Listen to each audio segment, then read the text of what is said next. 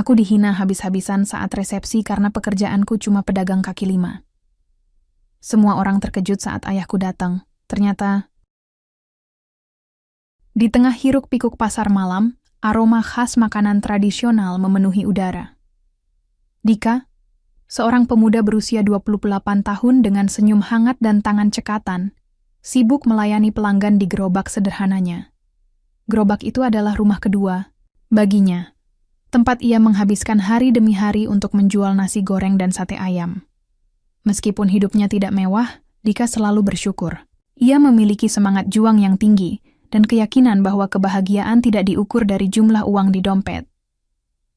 Namun, ada satu hal yang membuat hidupnya lebih bermakna belakangan ini. Maya. Gadis desa yang cerdas, lembut, dan penuh kasih sayang. Mereka bertemu secara kebetulan saat Maya berkunjung ke pasar malam 2 tahun lalu. Sejak itu, mereka saling jatuh cinta dan memutuskan untuk melanjutkan hubungan mereka ke jenjang pernikahan. Sayangnya, cinta mereka tidak diterima begitu saja oleh keluarga Maya. Terutama ibunya, Bu Surti, seorang wanita keras kepala yang sangat peduli dengan status sosial. Bagi Bu Surti, Dika hanyalah pedagang kaki lima, tanpa masa depan cerah. Ia merasa putrinya layak mendapatkan suami yang lebih mapan, seseorang dengan gelar sarjana atau setidaknya pengusaha sukses. Maya, kamu yakin mau menikah dengan orang seperti dia? Tanya Bu Surti suatu malam, nada suaranya penuh kekecewaan. Apa yang bisa dia berikan padamu? Hidup susah dan kekurangan? Maya hanya tersenyum tipis. Ibu, Dika bukan hanya pekerjaannya. Dia orang baik, pekerja keras, dan sangat mencintaiku. Itu yang terpenting. Bu Surti mendengus. Kita lihat saja nanti. Aku sudah memberitahu semua tetangga tentang pernikahanmu. Jangan heran kalau banyak yang akan mengomentari pilihanmu ini. Hari pernikahan akhirnya tiba. Di sebuah gedung sederhana di pinggiran kota, tamu-tamu mulai berdatangan. Ada yang datang dengan senyum tulus, namun tak sedikit yang membawa tatapan merendahkan. Beberapa tamu bahkan berbisik-bisik, menyindir profesi Dika tanpa rasa malu. Masa iya, anak Bu Surti nikah sama tukang kaki lima? Apa nggak malu ya? Celetuk salah satu tamu wanita kepada temannya. Ya, gimana lagi? Katanya si Maya keras kepala banget soal ini. Balas temannya sambil tertawa pelan. Dika mendengar semuanya. Hatinya terasa seperti ditusuk jarum. Namun, ia menelan semua rasa sakit itu dan memilih diam. Ia tahu bahwa hari ini adalah hari bahagia Maya, dan ia tidak ingin merusaknya dengan amarah atau tangisan. Saat upacara pernikahan dimulai, Dika dan Maya berdiri berdampingan di depan penghulu. Mata mereka saling bertemu, dan dalam pandangan itu, Dika merasakan ketenangan. Maya tersenyum lembut, seolah berkata, "Kita bisa menghadapi apapun asalkan bersama." Setelah acara resmi selesai, resepsi dimulai. Para tamu mulai menikmati hidangan dan berbincang-bincang. Namun, beberapa orang tampak tidak bisa menahan diri untuk tidak melemparkan komentar-komentar menyakitkan kepada Dika. Wah, hebat ya Mas Dika. Nggak nyangka bisa menikahi gadis cantik kayak Mbak Maya, kata seorang pria paruhbaya dengan nada sinis. Iya Pak, semoga saya bisa menjadi suami yang baik untuknya, jawab Dika sopan, meski hatinya terasa terbakar. Oh, pasti bisa. Asal nggak bikin istri kelaparan ya. Tambah pria itu sambil tertawa keras. Beberapa orang lain ikut tertawa. Maya, yang berdiri di samping Dika, langsung memeluk lengannya erat-erat. Ia merasakan getaran marah dari tubuh Dika, tapi juga tekad kuatnya untuk tetap tenang. Jangan pedulikan mereka, Dika. Yang penting kita bahagia, bisik Maya pelan. Dika mengangguk pelan, tapi ejekan-ejekan itu meninggalkan bekas luka dalam hatinya. Ia merasa seperti seekor burung kecil yang dipermalukan di hadapan kawanan elang. Namun, ia bersumpah dalam hati bahwa ia akan membuktikan kepada semua orang bahwa cintanya pada Maya adalah sesuatu yang istimewa, meskipun dunia mungkin tidak memahaminya. Malam semakin larut. Para tamu mulai pulang, meninggalkan Dika dan Maya sendirian di ruangan kosong. Maya memandang wajah Dika yang tampak lelah namun tegar. "Kamu baik-baik saja?" tanya Maya khawatir. Dika tersenyum, meski matanya masih menyimpan beban. Aku baik-baik saja, Maya. Asalkan kamu ada di sisiku, aku bisa menghadapi apapun. Maya memeluknya erat. Aku bangga padamu, Dika. Kamu lebih kuat daripada yang orang-orang pikirkan. Di tengah keheningan malam itu, Dika berjanji pada dirinya sendiri bahwa ia akan membuktikan kepada dunia bahwa cintanya pada Maya bukanlah kesalahan.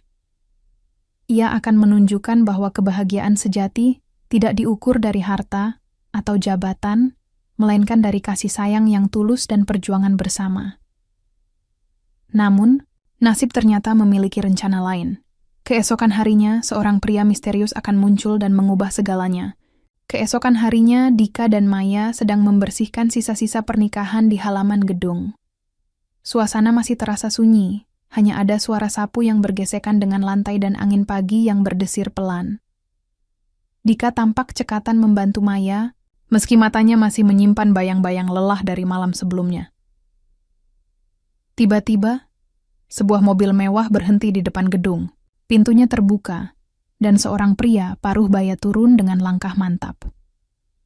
Ia mengenakan setelan jas hitam yang rapi, jam tangan emas di pergelangan tangannya, serta aura percaya diri yang langsung menarik perhatian. Rambutnya yang mulai memutih, tertata sempurna, namun matanya yang tajam menyiratkan sesuatu yang mendalam, seolah ia membawa rahasia besar. "Permisi," kata pria itu dengan suara berat namun sopan. "Apakah Anda Dika?" Dika dan Maya saling pandang sejenak. Ada sesuatu dalam nada suara pria itu yang membuat Dika merasa tidak nyaman. Ia melangkah maju, mencoba tetap tenang. "Ya, saya Dika. Ada yang bisa saya bantu?" Pria itu tersenyum, tipis, namun senyumnya terlihat seperti campuran antara kerinduan dan penyesalan. "Namaku Arman. Aku ayahmu." Ucapan itu meledak seperti petir di siang bolong. Dika terdiam, tak mampu berkata apapun. Matanya membelalak, tubuhnya kaku seperti patung. Maya yang berdiri di belakangnya juga tampak terkejut, namun ia cepat-cepat mendekati Dika untuk memberikan dukungan. "Apa maksud Bapak?" tanya Dika akhirnya. Suaranya bergetar. "Ibu sudah meninggal lebih dari 20 tahun lalu, dan aku tidak pernah tahu siapa ayahku."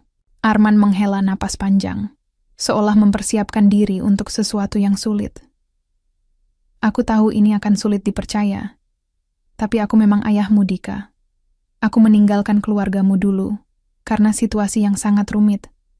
Selama bertahun-tahun, aku mencarimu tanpa hasil. Sampai kemarin, saat aku secara kebetulan mendengar tentang pernikahanmu." Maya melihat ekspresi Dika yang bercampur antara marah, bingung, dan rasa ingin tahu. Ia mencoba mencairkan suasana. "Mungkin kita bisa bicara lebih lanjut di dalam, Pak Arman. Ini bukan tempat yang tepat untuk pembicaraan serius." Arman mengangguk pelan. "Terima kasih, Nak Maya. Kau benar." Di ruang tamu yang sederhana, ketiganya duduk dalam keheningan yang berat. Dika menatap Arman dengan tatapan tajam, mencoba mencerna semua yang baru saja ia dengar. Sementara itu, Maya duduk di sampingnya, menggenggam tangannya erat-erat sebagai bentuk dukungan.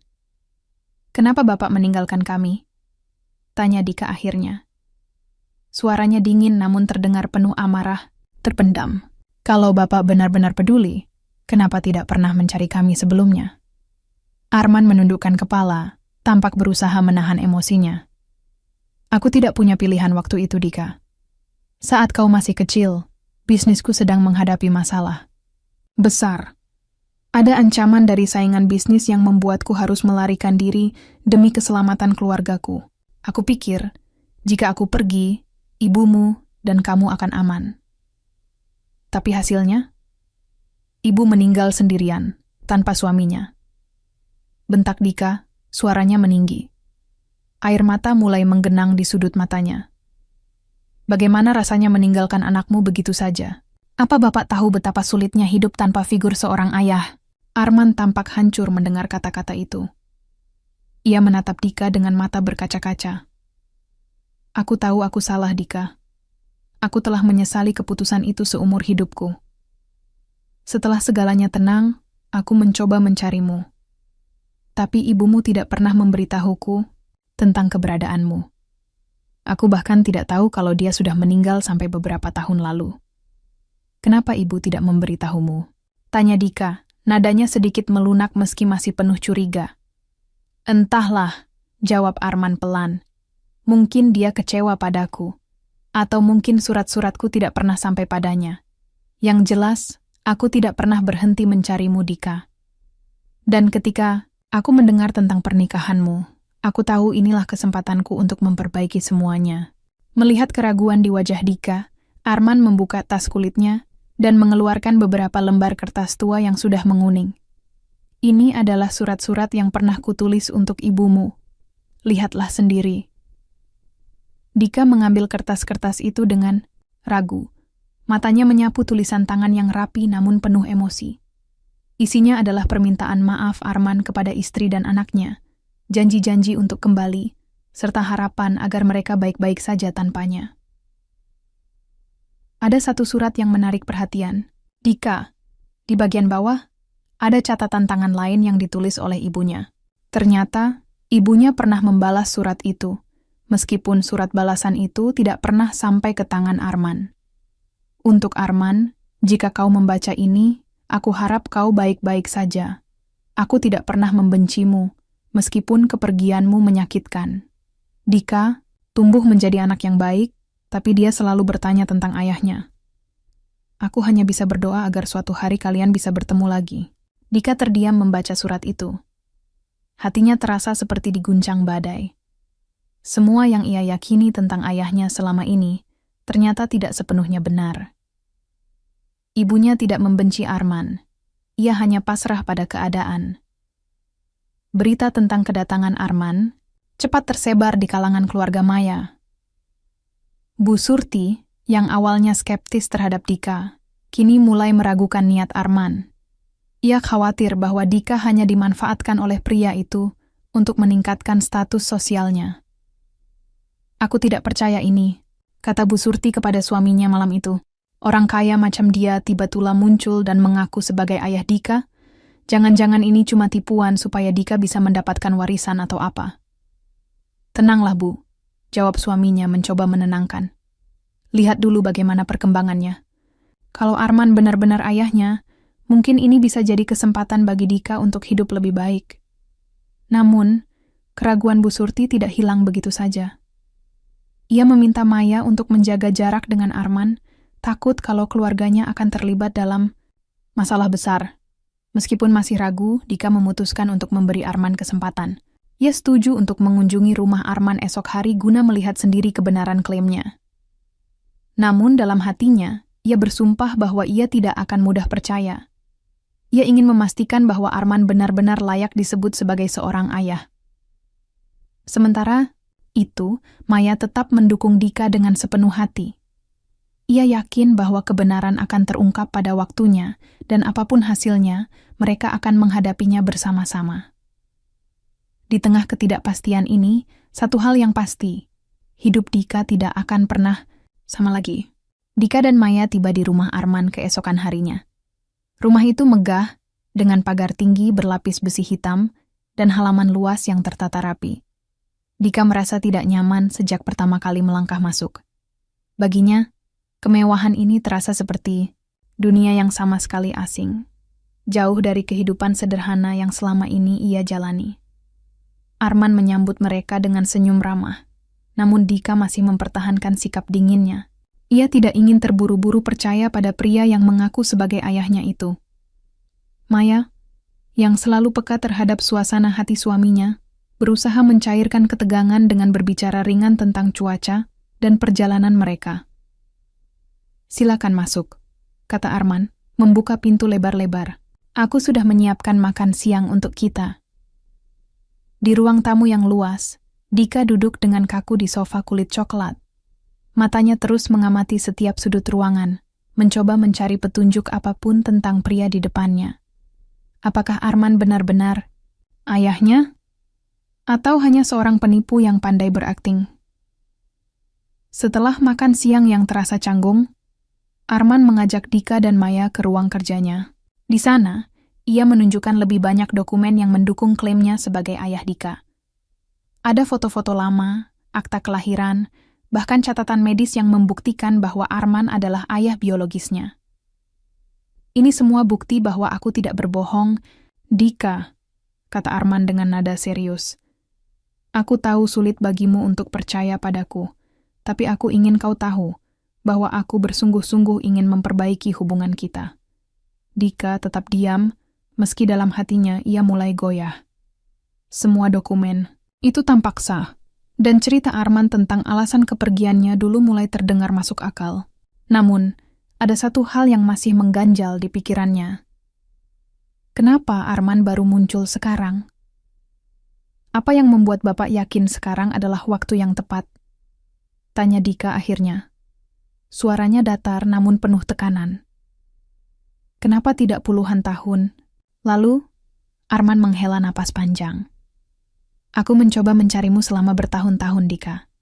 Tapi setelah ibumu meninggal, aku kehilangan jejakmu sepenuhnya. Aku baru tahu tentangmu beberapa bulan lalu, saat salah satu teman lamaku secara kebetulan melihat fotomu di media sosial. Aku langsung mencari cara untuk bertemu denganmu. Maya, yang sejak tadi mendengarkan dalam diam, akhirnya angkat bicara. Pak Arman, kami bisa memahami bahwa situasi ini sangat sulit bagi Dika. Tapi jika Bapak benar-benar ingin memperbaiki hubungan ini, mungkin kita bisa mulai dengan langkah kecil. Misalnya, Dika bisa belajar lebih banyak tentang masa lalu Bapak, dan sebaliknya. Arman tersenyum tipis, tampak lega mendengar usulan Maya. Itu ide yang bagus, Nak Maya. Aku tidak meminta Dika untuk langsung mempercayaiku atau memaafkanku. Aku hanya ingin kesempatan untuk membuktikan bahwa aku layak disebut sebagai ayahnya. Beberapa hari kemudian, Dika kembali ke rumah Arman untuk mendengar lebih banyak cerita tentang masa lalunya. Kali ini, Arman membawa Dika ke ruang bawah, tanah tempat ia menyimpan arsip-arsip penting tentang bisnisnya dulu. Di sana, Arman menunjukkan surat-surat ancaman yang dikirim oleh saingan bisnisnya, pria bernama Hendra, yang terobsesi untuk menghancurkan Arman demi merebut pasar. Aku tidak hanya meninggalkan keluargaku karena alasan egois, Dika, kata Arman pelan. Hendra mengancam akan membunuhmu dan ibumu jika aku tidak segera pergi. Aku tidak punya pilihan lain waktu itu. Aku pikir, jika aku hilang dari kehidupan kalian, kalian akan aman. Dika menatap surat-surat itu dengan mata berkaca-kaca. Ia mulai memahami betapa sulitnya keputusan yang harus diambil Arman dulu. Namun, rasa sakit karena ditinggalkan begitu lama masih membekas di hatinya. Kenapa Bapak tidak memberitahu Ibu tentang ancaman itu? Tanya Dika, suaranya bergetar. Jika Ibu tahu alasannya, mungkin dia tidak akan hidup dalam penyesalan sepanjang hidupnya. Arman menunduk, tampak hancur. Aku takut kalau mereka akan mencari kalian juga. Aku berharap, dengan tidak memberitahunya, kalian akan terhindar dari masalah. Tapi sekarang aku sadar bahwa keputusanku malah membuat kalian menderita lebih banyak. Saat Dika sedang membaca dokumen-dokumen lain, ia menemukan sebuah surat tua yang belum pernah ia lihat sebelumnya. Surat itu ditulis oleh ibunya, ditujukan kepada Arman, beberapa bulan sebelum ia meninggal. Isinya adalah permintaan maaf ibunya karena tidak pernah memberitahu Arman tentang kehamilan Dika. Untuk Arman, aku tahu kau tidak tahu tentang Dika, karena aku memilih untuk tidak memberitahumu. Aku takut kau akan merasa terbebani, apalagi dengan semua masalah yang sedang kau hadapi. Aku hanya ingin kau tahu bahwa aku tidak pernah membencimu. Aku berharap suatu hari kalian bisa bertemu dan saling memaafkan. Dika terdiam membaca surat itu. Hatinya terasa seperti diguncang badai.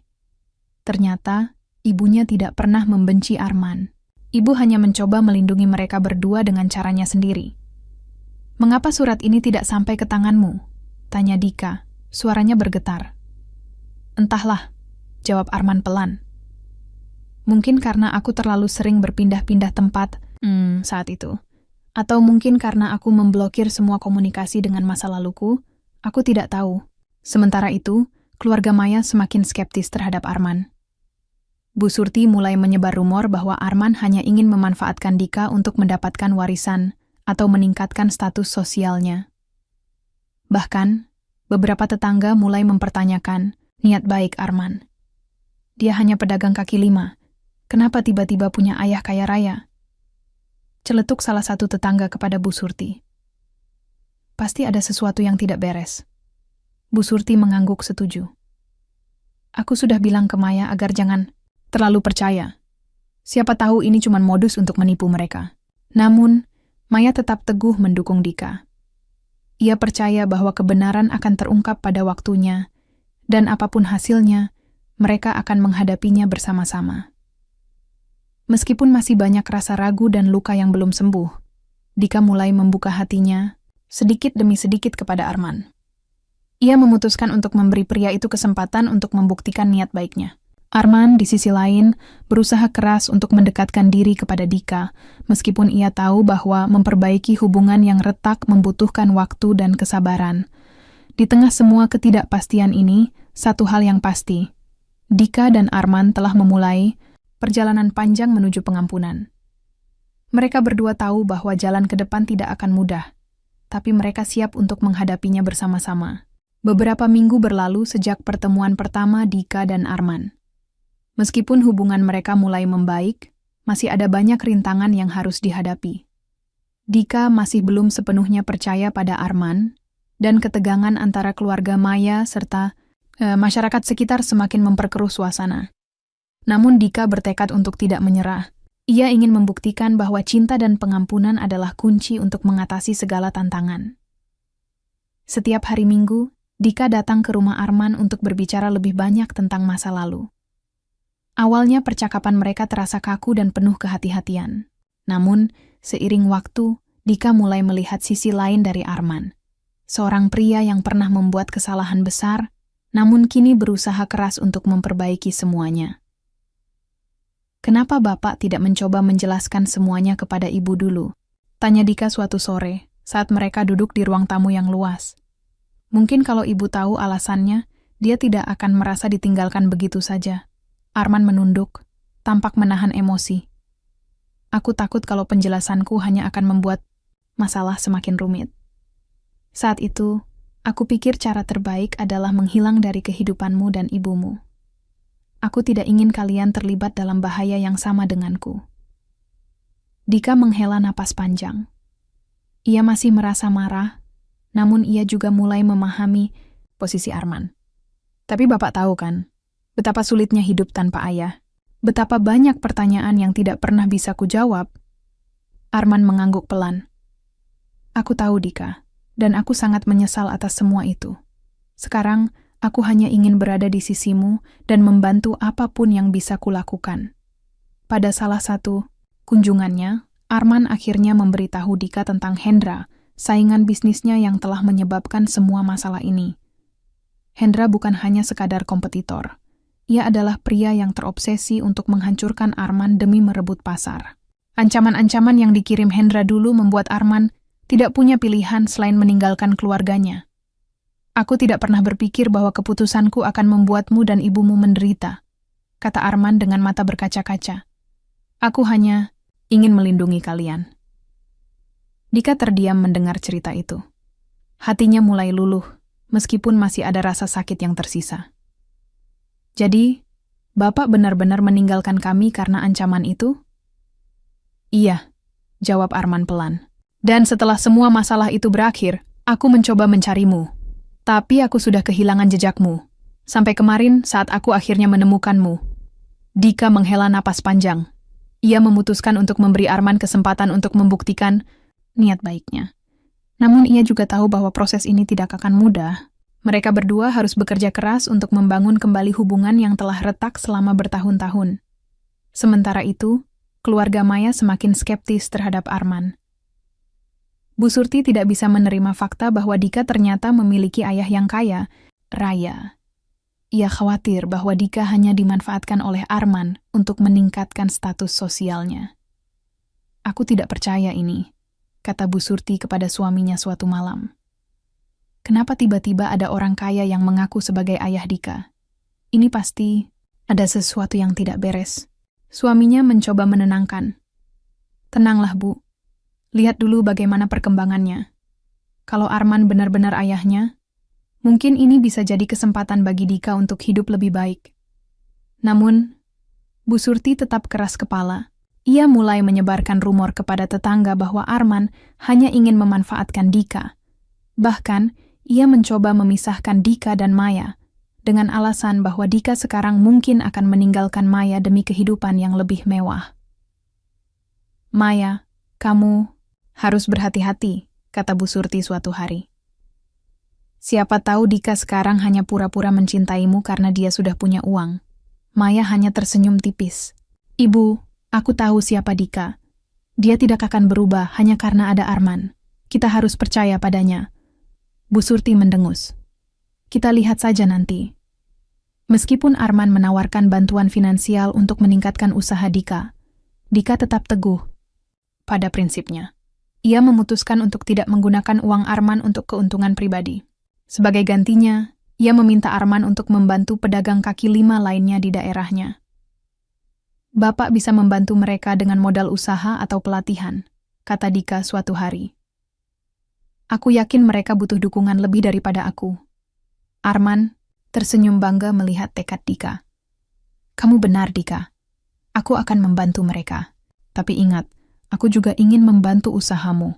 Kamu layak mendapatkan yang terbaik." Dika menggeleng pelan. "Terima kasih, Pak. Tapi aku ingin membuktikan bahwa aku bisa berhasil dengan caraku sendiri. Aku hanya ingin Bapak membantu orang-orang yang membutuhkan." Keputusan Dika ini membuat Maya semakin bangga padanya. Ia melihat bahwa suaminya tidak berubah, meskipun sekarang memiliki akses ke kekayaan yang luar biasa. Dika tetap rendah hati dan peduli terhadap orang lain. Perubahan sikap Dika mulai terlihat oleh keluarga Maya. Suatu hari, Bu Surti melihat Dika sedang membantu sekelompok pedagang kaki lima yang kesulitan menjual dagangannya. Ia melihat bagaimana Dika tidak hanya berbagi ilmu, tetapi juga memberikan dukungan moral kepada mereka. "Dia benar-benar berbeda dari yang kubayangkan," gumam Bu Surti kepada suaminya. "Mungkin aku salah tentang dia." Akhirnya, Bu Surti memutuskan untuk mengunjungi Dika dan Maya. "Maafkan aku, Dika," katanya dengan nada lembut. "Aku salah menilaimu. Kamu memang orang baik, dan aku bangga Maya memiliki suami sepertimu." Dika tersenyum. "Terima kasih, Bu. Aku hanya ingin membuktikan bahwa cinta dan persahabatan lebih penting daripada harta." Maya memeluk ibunya erat.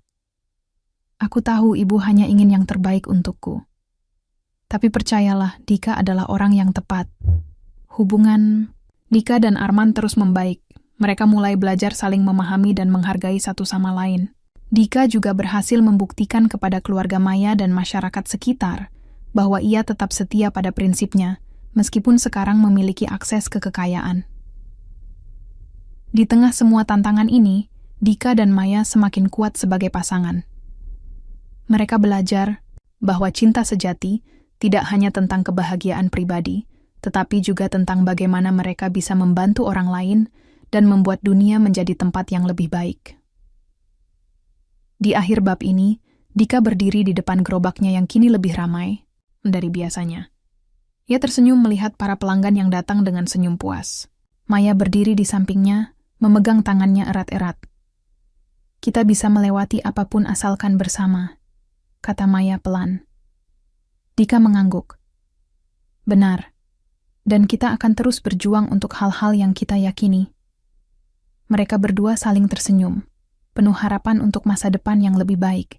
Beberapa bulan telah berlalu sejak kedatangan Arman ke dalam kehidupan Dika. Perjalanan mereka tidak selalu mulus, namun setiap tantangan yang dihadapi justru memperkuat ikatan antara ayah dan anak itu. Dika akhirnya mampu membuka hatinya sepenuhnya kepada Arman, sementara Arman terus menunjukkan komitmennya untuk menjadi ayah yang lebih baik. Mereka belajar saling memaafkan dan membangun hubungan yang didasarkan pada cinta, pengertian, serta niat baik. Dengan bantuan Arman, Dika berhasil mengembangkan usaha dagangannya menjadi sebuah waralaba makanan tradisional yang populer. Gerobak Kecilnya kini bertransformasi menjadi beberapa gerai modern yang tersebar di beberapa kota. Namun, meskipun usahanya semakin besar, Dika tetap rendah hati. Ia menggunakan sebagian keuntungannya untuk mendukung pedagang kaki lima lainnya, memberikan pelatihan, modal usaha, bahkan membantu mereka memasarkan produk secara online. "Kamu hebat, Dika," kata Maya suatu hari saat mereka duduk bersama di salah satu gerai baru. "Aku bangga melihat bagaimana kamu tidak hanya memikirkan diri sendiri, tapi juga orang lain." Dika tersenyum. "Ini semua karena dukunganmu, Maya, dan juga karena Bapak. Dia mengajarkanku bahwa uang bukanlah segalanya. Yang penting adalah bagaimana kita bisa membantu orang lain dengan apa yang kita miliki." Maya menggenggam tangannya erat-erat. "Kamu sudah membuktikan bahwa cinta dan kerja keras bisa mengalahkan segala rintangan." Hubungan Dika dan Arman kini semakin erat. Setiap minggu, mereka meluangkan waktu untuk makan malam bersama atau sekadar berbincang tentang masa lalu. Arman sering menceritakan kisah-kisah hidupnya yang penuh liku, sementara Dika berbagi tentang perjuangannya sebagai pedagang kaki lima. Mereka saling belajar dari satu sama lain, dan proses ini membuat mereka semakin dekat. "Aku senang akhirnya bisa mengenal ayahku," kata Dika suatu hari. "Meskipun butuh waktu lama, aku bersyukur kita bisa memperbaiki hubungan ini." Arman tersenyum, matanya berkaca-kaca. "Aku juga, Nak. Aku tidak akan menyia-nyiakan kesempatan ini lagi." Mereka berdua saling tersenyum, merasa lega bahwa luka lama perlahan-lahan mulai sembuh. Arman juga mulai terlibat dalam kehidupan Maya dan keluarganya. Bu Surti, yang dulu sangat skeptis, kini menjadi salah satu pendukung terbesar Dika. Ia bahkan sering datang ke acara keluarga dan membantu Maya mengurus rumah tangga. Suatu hari, Dika diundang untuk berbicara di sebuah acara amal yang diselenggarakan oleh komunitas pedagang kaki lima. Di hadapan ratusan orang, ia berdiri di podium dengan percaya diri, membagikan kisah perjalanannya. "Saya hanyalah seorang pedagang kaki lima yang bermimpi untuk memiliki kehidupan yang lebih baik," kata Dika. Suaranya mantap namun penuh emosi. "Namun, saya belajar bahwa kebahagiaan sejati tidak diukur dari jumlah uang di dompet kita. Kebahagiaan sejati adalah ketika kita bisa mencintai, saling mendukung, dan membantu orang lain." Ia melanjutkan, "Saya berterima kasih kepada istri saya, Maya, yang selalu mendukung saya tanpa syarat. Juga kepada ayah saya, Arman, yang telah mengajari saya arti pengampunan dan kasih sayang. Dan terakhir, kepada semua teman-teman pedagang kaki lima yang telah menjadi inspirasi saya. Kita mungkin tidak punya banyak hal, tapi kita punya hati yang besar." Penonton bertepuk tangan meriah. Beberapa orang bahkan menyeka air mata mereka, tersentuh oleh kata-kata Dika. Setelah acara selesai, banyak orang mendekatinya untuk berterima kasih. Mereka mengatakan bahwa cerita Dika telah memberi mereka harapan dan motivasi untuk terus berjuang. Di akhir cerita, Dika dan Maya duduk di halaman rumah mereka yang sederhana. Matahari perlahan tenggelam di ufuk barat, menciptakan siluet indah di langit. Maya menyandarkan kepalanya di bahu Dika, sementara Dika melingkarkan tangannya di pundak istrinya. "Apa yang paling kamu syukuri dari semua ini?" tanya Maya pelan. Dika tersenyum. "Aku bersyukur atas segalanya. Atas cintamu, atas kehadiran Bapak, dan atas semua pelajaran yang aku dapatkan. Aku belajar bahwa cinta sejati tidak hanya tentang diri sendiri, tapi juga tentang bagaimana kita bisa saling mendukung dan membantu orang lain." Maya mengangguk. "Dan aku bersyukur karena kamu tetap menjadi dirimu sendiri, meskipun sekarang hidupmu jauh lebih berbeda dari dulu." Mereka berdua terdiam sejenak, menikmati momen damai itu. Dika kemudian berbisik pelan, "Aku tidak tahu apa yang akan terjadi di masa depan, tapi yang pasti, aku akan terus berjuang untuk hal-hal yang kita yakini." Maya tersenyum, lalu mencium pipi Dika. "Kita akan melakukannya bersama, seperti biasa." Di bawah langit senja yang indah, Dika dan Maya merasakan kedamaian yang tak ternilai. Mereka telah melewati badai kehidupan, dan kini mereka siap untuk menghadapi apapun yang akan datang. Bersama-sama, mereka membuktikan bahwa cinta, pengampunan, dan kerja keras adalah kunci untuk mencapai kebahagiaan sejati. Cerita mereka menjadi inspirasi bagi banyak orang, bahwa meskipun hidup penuh tantangan, selalu ada harapan dan peluang untuk memulai kembali.